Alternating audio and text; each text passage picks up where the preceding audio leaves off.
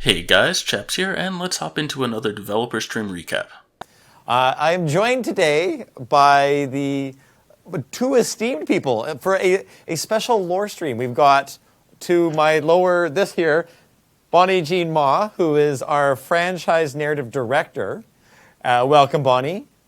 Thank you. I'm very happy to be here. Cool. And then over here, I've got Jason Hough, who is a New York Times bestselling author who wrote Ascendance and Bloodlines. So thank you guys for coming on the stream. Thanks for having me.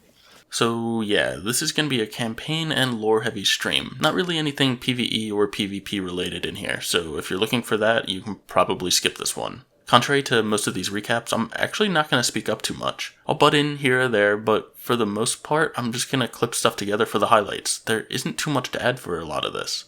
There is a phrase that Bonnie and I love to use, which is called negative space. Bonnie, why is negative space important?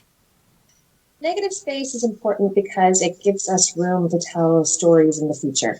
Yeah, and I think this is a really important concept that not too many people understand. Think of Gears as a giant canvas. It covers basically an infinite amount of time and infinite number of events. It may be infinite, but the bulk of what we're dealing with is a pretty small section of this canvas. As stories are told, they're drawn or weaved into this canvas. More details can be added later, but for the most part, when telling a new story, you want to add new things to this canvas and expand things. The gaps on the canvas are the negative space. By filling in all of these tiny details and these extra things that people want to know, the Coalition is basically reducing the amount of space they have to work with in the future. Keeping things open through this negative space not only keeps fans on their toes and drives interest, but it also gives TC much more creative freedom for future installments by not over-constraining themselves now. Kate spends so much of her life knowing so little of her father until Hoffman slips her that dossier. Do you think that finding out how inspiring her father was, how much of a leader he was, bringing people together, is that a driving inspiration of her journey and solidify her desire to bring together what's left of humanity? In my mind, the reaction that she would have, or at least it would, I was trying to think of it as that she's got sort of two sides to her background, and one of them is very well known to her, and the other one is this big blank space. And so all of her decisions are kind of being driven by, everything that she learned from Raina and Oscar growing up. Yeah. And then more recently, what she's, this found family she has with JD and Dell and all that. Mm-hmm. And then to suddenly get this whole other aspect of her background sort of painted in. I think it's in my mind, it was very inspiring for her and led her to, make some of the decisions that she makes going forward from there. I don't know how much spoilery we want to get in terms of where it goes from there. But yeah, no, I think that's right on the money. How do we, with all of this happening with the Locust and the Swarm, that feels like the biggest area of negative space that we really never talk a lot about. There's kind of we're always wrestling with how much to talk about and how much not to. And that's where that negative space conversation comes up a lot. Jason, thinking about everything that you've created, is there a fringe character that you would like to see more fully fleshed out in future iterations of either in the extended universe or in a game? I was thinking about Pascal. He's a character, and he's an outsider who represents. Is that his name? That's his name, right? Oh yeah, Pasco. Pasco. Yes, I'm sorry. Yeah. No, that's a good one actually. Yeah, he's a great personality. You want to say who he was?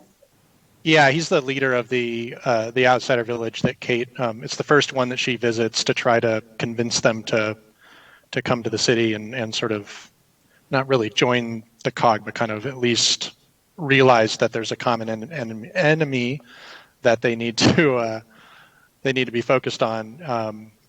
And he's someone who Kate's parents have some history with, and Kate even has some history with, and he's kind of fun. He's a bit of a wild guy. So the choice is always a big topic. Whenever we talk about lore, the choice comes up on several fronts. Bonnie, why do we make it a choice? Well, I think maybe I can just give some context about it again from developer standpoint, because this is a kind of a dev diary call. So the idea in Gears 5, we wanted to bring the story back to being a war story. So war is all about triumph. It's all about loss. And so we knew no matter what that in Gears 5, we needed somebody to die. It needed to be somebody who was meaningful, somebody that their loss would be a huge blow to both Kate and to the player. So there was a lot of discussion about, well, who should it be? How should we do it? When do we want to do it? And the idea was that we wanted, well, as a greater part of Gears 5 as well, we wanted to bring in more player agency and choice. So we have the open world environments. The player can choose which environment they want, which area they want to go to first. So player agency was something we were looking at. And this narrative choice was one way for us to really give the player the sense of what Kate was going through. Like, how would Kate feel if she had to choose? Well, the player is going to feel that as well. And so it was a way to kind of, experiment about this type of choice and giving the player that ability to make it themselves. And, it hit hard no matter what. It was all about, experiencing the loss from Kate's point of view. And as a player, how do we feel? And what the really cool things about it was watching the reaction of the fans and the players to see why they chose. So why did you choose to save JD? Because we didn't want to hurt Marcus. Like, there were so many people who were just saying that they were so worried about, the effect of JD on his death on Marcus. So it was just about trying to get more of that agency, that choice, that empathy for what Kate's going through into the players' hands, and just hope that they they experience something out of that moment. Yeah, I'm going to make an observation, and Jason, I'd like to get your perspective as maybe an outsider around this. When you're forcing the decision, you've got the character-based decision. So when you're choosing as Kate, if you are invested in being Kate, the choice you make is probably different than the choice you make as a player. Absolutely. Who thinks about, like, oh, I don't want to do Marcus that way, or I don't want to do that. So, like, it's a weird dichotomy, and it's kind of like a motivational mischievousness that we did. It's kind of interesting. Oh, totally, absolutely. I think it's a very different perspective in terms of what Kate would choose versus what I, playing the game, would choose, and especially maybe for me as a writer and storyteller in this universe, like, both of them have implications for where things are going to go and what it means for these characters and everything. And so I'm thinking about it from that perspective as well. And then again, as a player, but also thinking about, well, what would Kate do here? And it was so there was like three facets for me when I was playing through that. Who did you pick? I picked Dell. I saved Dell. Yeah. Bonnie? Who did you pick? Both of them. I killed them both. No, that doesn't count. Who did you pick? No, I'm not. No, Dina. I'm killing them both. And I stand by that. They have to both die. No, just in the game. I played it twice. And yeah. Move on. Next question. I think Kate would have probably saved Dell anyways if you look at her motivation, because they spent all of Gears 5 together. But I feel like for me, I actually felt I made the decision based on making Marcus suffer, because I think that's what his existence is about.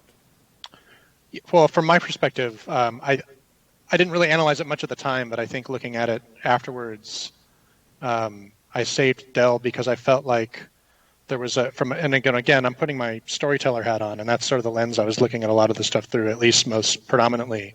But you have the situation where Kate has just lost her mom in recent history. Yeah. And so now you have this moment where Marcus can lose his son. And because the two, Kate and Marcus, spent so much time together in Ascendance, as Bonnie mentioned, and sort of forged this relationship and everything, to have that happen and then have them, it's almost like the found family thing, like in its most pure form. And I thought, to me, that was the most interesting avenue forward from even if it's just a headcanon kind of.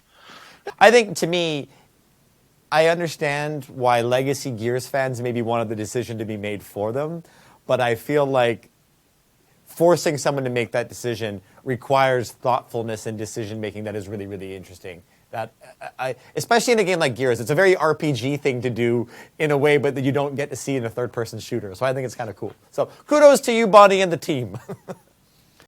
And then for those of you that want to know what's going to happen, you never know. Hey, You never know. And this was actually asked, is why didn't she just throw it at Reyna? Why didn't she throw the knife at Reyna? Because that wasn't a gameplay choice. The choice had to be, that was a gameplay call. That was logically, yes, that could have been something, but that wasn't from a gameplay standpoint. And that's what it's all about, is gameplay, unless the choice is kind of propelling us in two different paths. And yeah, so sorry, I'm rationally sure, but that wasn't the design. No, I know. The other one I was like, why didn't Jack step in and do something? That was the other one. Because Jack had to defeat the Kraken. Jack had a role to play. Jack is busy, yeah. I don't really like this answer, and I feel the Coalition could have done a much better job here. Yeah, sure, from gameplay-wise, it didn't really make sense to allow us to throw it at the head, but think of it from a character perspective. That's probably the instinctual thing to do. If they didn't want us doing that, they should have done something to make it impractical. I don't know, this just felt like kind of a lazy approach to me, and the whole choice thing still just doesn't sit right. I want to talk about Reyna a little bit. In terms of, didn't we see her die? No. I mean, Kate killed her, but it's off camera, right? We see her do everything, but we cut away. This is a question that when I first read it, I was a little like, oh. And then the more I've thought about it, I actually really like this question.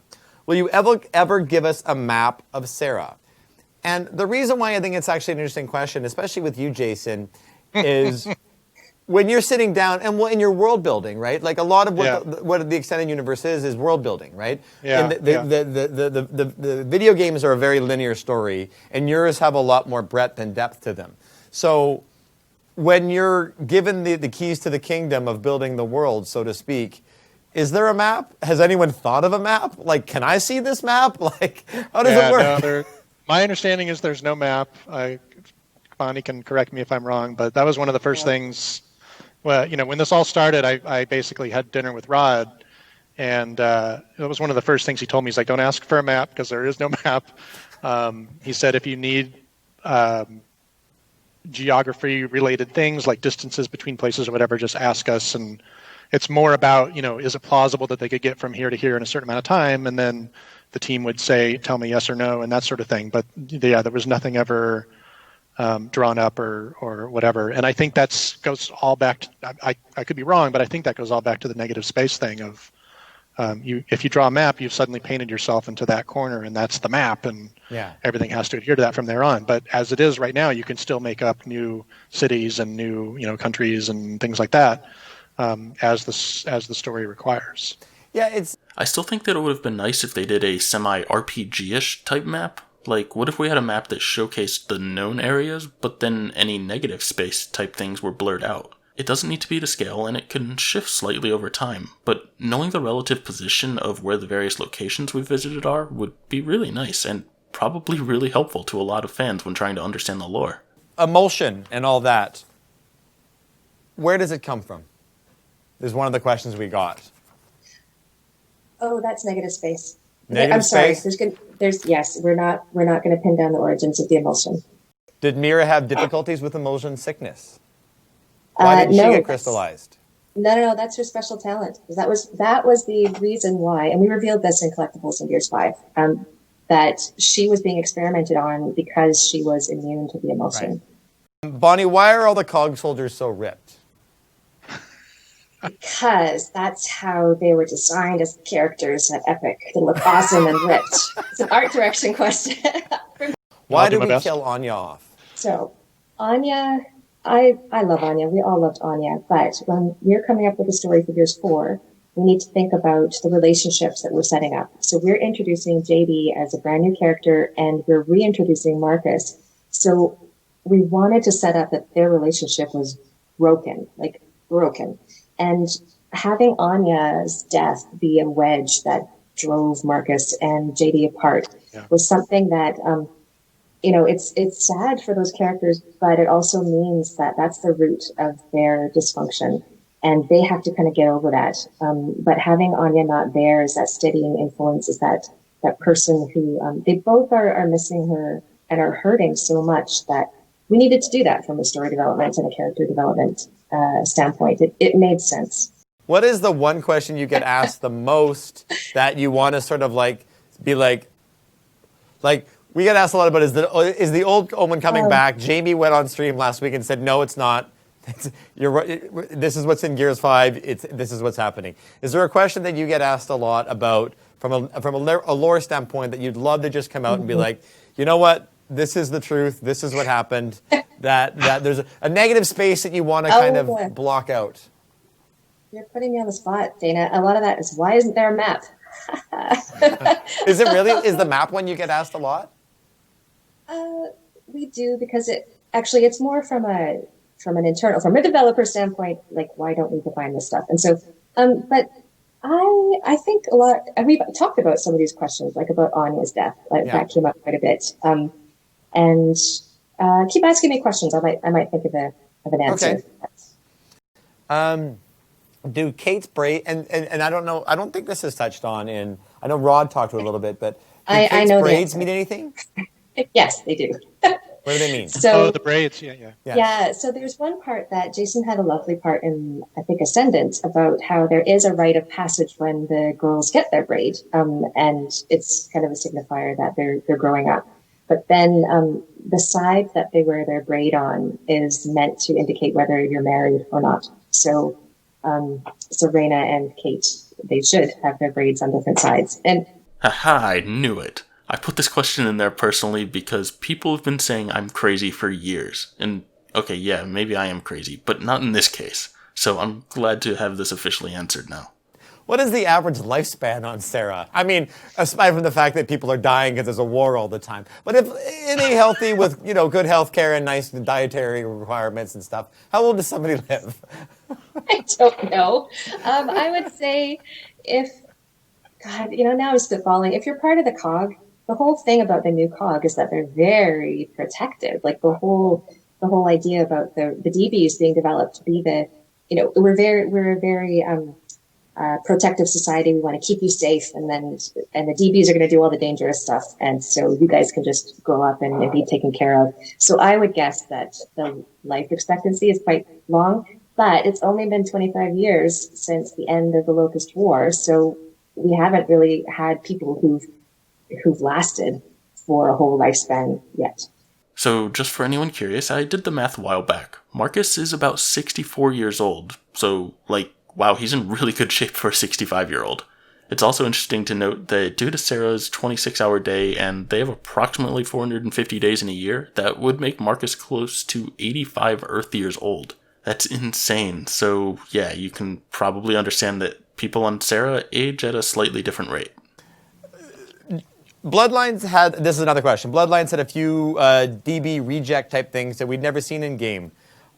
Jason, did you come up with these, or were they scrapped enemies from Gears 5? Where does that game design and stuff come in?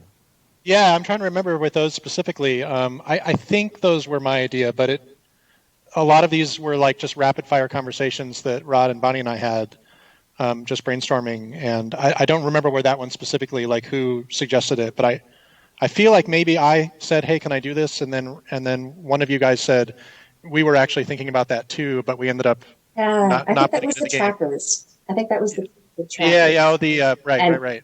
The little brown balls, and I was so happy that because they were gross and cool, and when you made them in the book. So yeah. The Hivebuster comic series. When does that take place in relation to Gears 5? It takes place kind of around Act 2. So the Hivebusters, they are using the venom is developed from the gas that is discovered at New Hope. So it happens after that. Bonnie, how does the Cantus scream heal people? Oh, good Lord.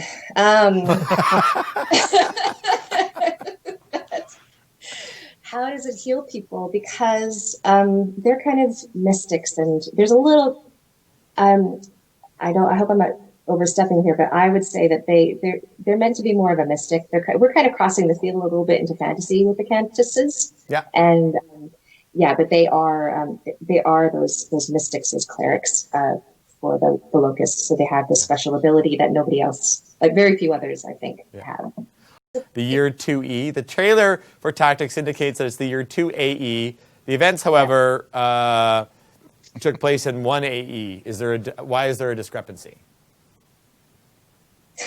So, that one was there's a little bit of miscommunication perhaps when we were making the trailers. But also if you kind of, I think we figured out if you do what do you call it? Like if you round up, it is kind of 2 years, but that was more of a, that was a little bit not as right as maybe we wanted it to be. There's a little bit of yeah, I think it's a good question. It's a good question.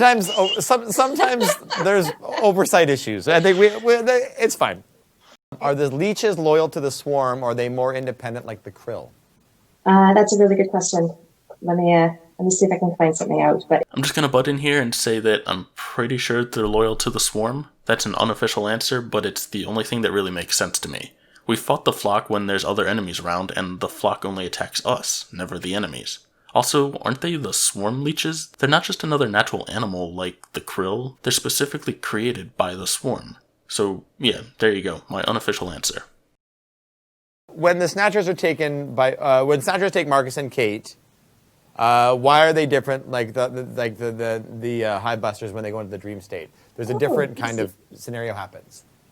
Yeah, so in escape mode we have the whole part about how they have their breathers on. Yeah. It's because of the breathers that are protecting them. So they're still getting the effects, like some kind of effect, like in the comics, the dream state. But they're not getting totally as immersed in the goo, because they can breathe and they can kind of keep their biological functions going. Will there be more UIR lore? I think it's a good area to explore. I mean, we just, with Jason's book, with Bloodlines, we were able to get, they were the enemy for that. So we got a bit more insight. Yeah. Like, Jason, how did you kind of brush up on the UIR, and how did you depict them? A lot of it was looking at Karen's books and some of the comics as well. And then just reading, the sort of fan-run wikis and so forth, which were invaluable to me, by the way. So thanks if any of you are out there. I think I even named Ford Umson is named after one of the guys who edits one of those wikis. Oh, really? Yeah. I don't even know if he knows. I sent him a message on Xbox and he didn't reply. So I'm not sure if maybe he hasn't logged in. I think it's, I agree that was one of the really cool parts. I love the art. So the art direction in that whole part of the game was amazing. I mean, the whole thing was awesome, but it made me think again, putting my storyteller hat on, that, there's Gears is obviously very focused on sort of the military aspect of conflict and all that, but I would love to see like a COG UIR Cold War kind of novel, I think would be really cool too. But no, definitely a really neat thing. I hope there's more there. It was cool to write about in the book, especially given that it was sort of pre-Locust and obviously very much pre-Swarm. Mm-hmm. That it made all the conflict between Saren, soldiers instead of, these sort of nameless, creatures or whatever. So there was a lot more of the, almost a more pure style of conflict, I guess. And getting back to what Bonnie mentioned earlier about sort of the war movie kind of, feeling that you get from the Gears games. I think, Rod and I, when we first talked about it, and Bonnie as well, we kept going back to like some of the Vietnam films like Hamburger Hill and such as sort of sources of inspiration. I kind of ran with that. So you're able to go and tell the story you want to tell. What inside of in the Gears of War universe story would you like to tell that you think would be fun? Well, I guess I kind of mentioned one a minute ago. I think something that's sort of not a sort of war story kind of military thing would be sort of interesting, but at the same time, I get, wanting, and as I mentioned, it was my goal to sort of have the books feel like the games. But I think it'd be interesting to kind of branch out and maybe explore some other aspects of this, or even the more political side of things with Jin and whoever her sort of counterparts are and other parts of Sarah. In the end, we know that lore is very popular.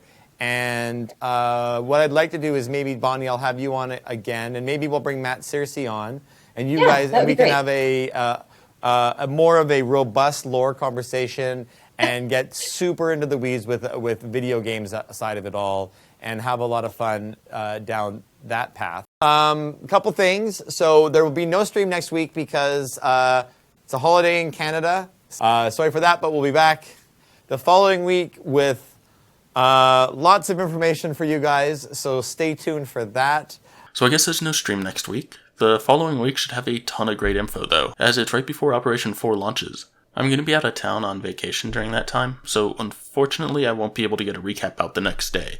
If Jess wants to do it, she's free to do one, but if not, I'll just do it when I get back in town. I just wanted to give you guys all a heads up so that you don't think I was abandoning this series. But yeah, that does it for this week's stream. I cut out a lot of the discussion, but I kept all of the main questions in. The full stream is linked below if you want to hear them go into more detail about any of the questions. While you're down there, don't forget to hit that like and subscribe button, and I'll catch you all next time. Thanks for watching.